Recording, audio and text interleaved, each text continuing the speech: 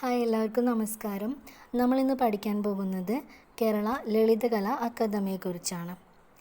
സാംസ്കാരിക വകുപ്പിന് കീഴിൽ പ്രവർത്തിക്കുന്ന ഒരു സ്വയംഭരണ സാംസ്കാരിക സ്ഥാപനമാണ് കേരള ലളിതകലാ അക്കാദമി.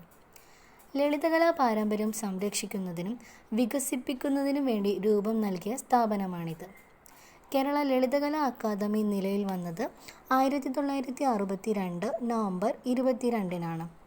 കേരള ലളിതകലാ അക്കാദമിയുടെ ആസ്ഥാനം തൃശ്ശൂർ ജില്ലയിലെ ചെമ്പുകാവാണ്. കേരള ലളിതകലാ അക്കാദമിയുടെ ആസ്ഥാന മണ്ഡലം രൂപകൽപ്പന ചെയ്തത് ലോറി ബേക്കറാണ്.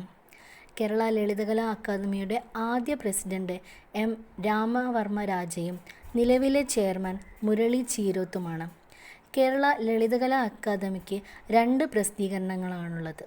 ചിത്രവാർത്ത, ന്യൂസ് ബുള്ളറ്റിൻ എന്നിവയാണത്. കലാരംഗത്തെ മികച്ച സംഭാവനകൾക്ക് കേരള ലളിതകലാ അക്കാദമി ഏർപ്പെടുത്തിയ പുരസ്കാരമാണ് രാജാ രവിവർമ്മ പുരസ്കാരം. പ്രഥമ രാജാ രവിവർമ്മ പുരസ്കാര ജേതാവ് KG സുബ്രഹ്മണ്യം.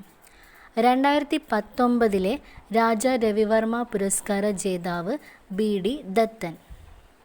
ആസ്ഥാന മണ്ഡലം രൂപകൽപ്പന ചെയ്ത വിഖ്യാത ശില്പി ലോറി ബേക്കറുടെ പേരിൽ വാസ്തുശില്പകലാ പുരസ്കാരം, ആദിവാസി ഗോത്ര നാടോടി ചിത്രശില്പകലകൾക്ക് J. സ്വാമിനാഥൻ്റെ പേരിലുള്ള പുരസ്കാരവും നൽകി വരുന്നു. സോണാബായ് റെഡ്ജോർ പുരസ്കാരം, KC പണിക്കർ പുരസ്കാരം, പത്മിനി പുരസ്കാരം, കേസരി പുരസ്കാരം, സംസ്ഥാന പുരസ്കാരങ്ങൾ എന്നിവയും കേരള ലളിതകലാ അക്കാദമി നൽകി വരുന്നു.